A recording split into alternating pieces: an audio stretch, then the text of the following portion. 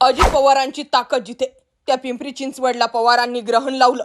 10 अजित पवारांचे नगरसेवक, 10 भाजपाचे नगरसेवक फुटणार, हे कसंच भाजपला परवडणार नाही। अजित पवार घरवापसी हा एकच पर्याय अजित पवारांसाठी खुला।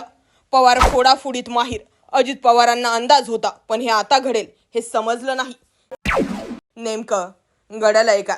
गेल्या काही दिवसांपासून अजित पवार हे ना घरका ना घाटके अशा अवस्थेमध्ये आहेत। त्यांच्या जवळचे तर त्यांना सोडताय, पण ज्या काकांना भाजपावर विश्वास ठेवून त्यांनी सोडलं, ते भाजपा सुद्धा अजित पवारांपासून कसं दूर होता येईल यासाठी षडयंत्र रचतंय। छोट्या छोट्या गोष्टींवरून अजित पवारांना टार्गेट केलं जातंय आणि त्याच दृष्टिकोनातून आजच्या डेटला अजित पवार हे हताश झालेत। पिंपरी चिंचवडमध्ये तर मोठा भूकंप घडण्याची शक्यता आहे। पुणे जिल्हा म्हटलं की तिथे अजित पवारांचा विषय येतोच येतो आणि त्यातल्या त्यात पिंपरी चिंचवड म्हणजे अजित पवारांचा बालेकिल्ला। तिथूनच आता पवारांनी डाव टाकायला सुरुवात केली आहे। पिंपरी चिंचवड हा अजित पवारांचा बालेकिल्ला मानला जातो। पिंपरी चिंचवड राष्ट्रवादी अजित पवार गटाचे शहराध्यक्ष अजित गव्हाणे हे त्यांच्या इतर काही सहकाऱ्यांसह शरद पवार गटात जाण्याच्या हालचाली त्यांच्या सुरू आहेत। पिंपरी चिंचवड हा अजित पवारांचा बालेकिल्ला मानला जातो, परंतु आता याच ठिकाणी बऱ्याचशा मोठमोठ्या घडामोडी घडतात। अजित गव्हाणे यांनी नुकतीच शरद पवार यांची भेट घेऊन याबाबत सकारात्मक चर्चा झाल्याचं समोर आलंय, परंतु याबाबत शरद पवार हेच निर्णय घेतील, मी केवळ त्यांची भेट घडवून आणली असं मत शरद पवार गटाचे शहराध्यक्ष तुषार कामठे यांनी व्यक्त केलंय। भाजपचे 10 पेक्षा अधिक नगरसेवक माझ्या संपर्कात असून त्यांची देखील शरद पवार यांच्यासोबत भेट घडवून आणणार असल्याचं कामठे यांनी म्हटलेलं आहे। आगामी काळात राष्ट्रवादी अजित पवार गट आणि भाजपचे अनेक माजी नगरसेवक शरद पवार गटात दिसू शकतात। तसे झाल्यास राष्ट्रवादी अजित पवार गट आणि भाजपची डोकेदुखी वाढू शकते।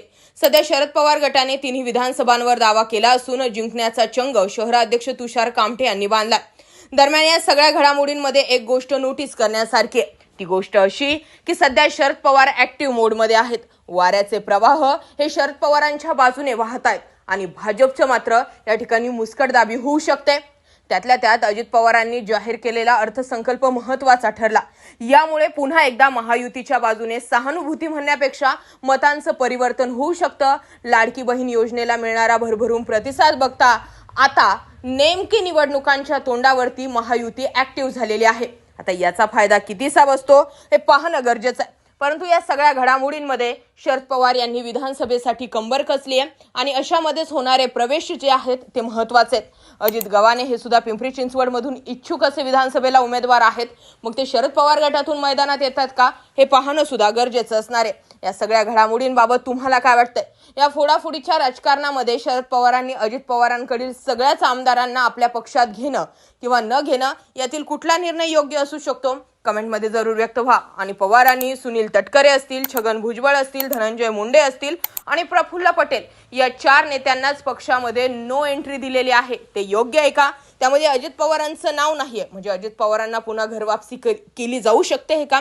याबाबतही जरूर व्यक्त व्हा। अशाच माहितीपूर्ण व्हिडिओसाठी आपल्या चॅनलला आवर्जून सबस्क्राईब करा। जय महाराष्ट्र पब्लिक।